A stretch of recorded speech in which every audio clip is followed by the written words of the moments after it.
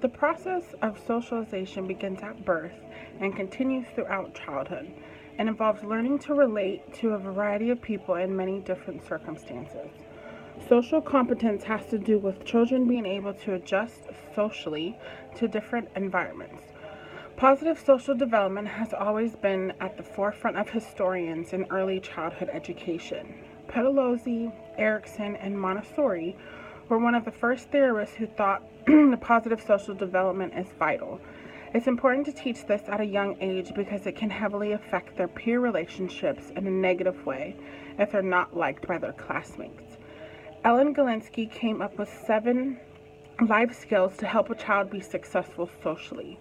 2 of the 7 are suggested for children when trying to fit in and be liked by their peers. The first one is called perspective taking. This is where a child is able to take another child's perspective into consideration when having a conversation. By seeing the other child's point of view, they are able to understand their stance in a more complete way. It helps them understand that there is more than one point of view and to be open-minded to someone else's thoughts. This is an essential practice in order to become socially acceptable.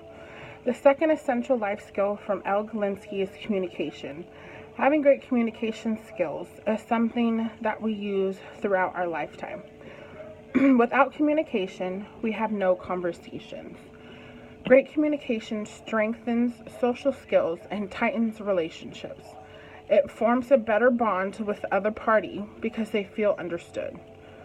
With excelling at school competence, children are able to express themselves in positive ways. Bullies don't bother them as easily.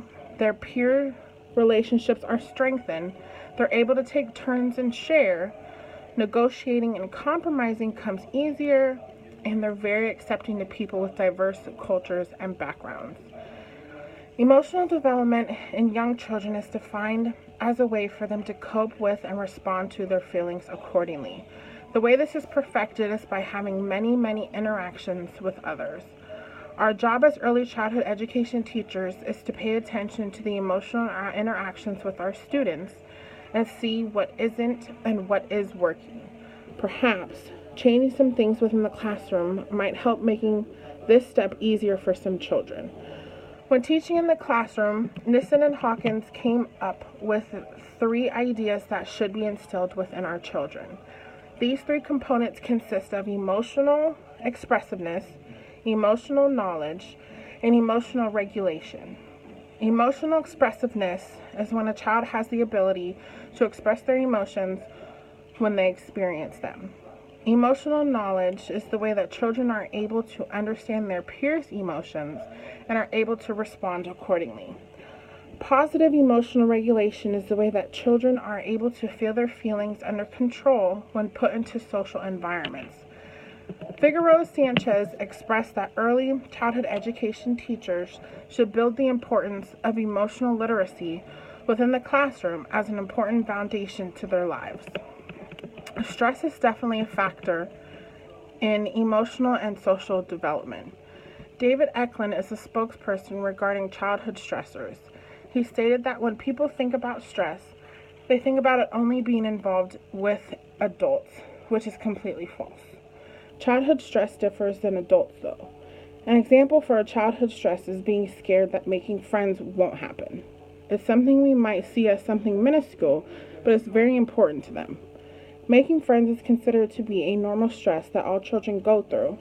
However, marriage, divorce, and school pressures can have more of a negative impact on the child. Without the knowledge of how to deal with such stressors, it makes life that much harder for the little ones with their social and emotional development. There's 5 most significant stress problems within children. The first one has to do with family circumstances.